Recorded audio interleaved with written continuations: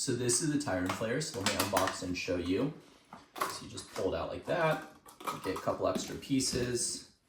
So this goes around the CO2, and then this is a attachment piece. And this just has a zip tie on it, so you'll just cut it off. Just cut off like that. All right, so this has a tire gauge, which is really handy on this side. The CO2 screws in here, and then this goes onto the bike itself.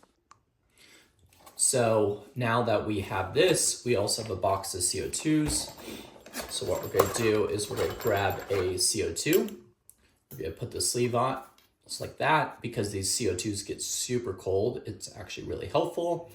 And then we're gonna screw it right here in the bottom. We're gonna make sure that this is shut. Should be, I believe it's shut and off. All right, so we're gonna screw that in. All right, before it punctures, what we're gonna do is we're gonna stick it onto the tire. So this tire, we open the valve like this, it's fully deflated.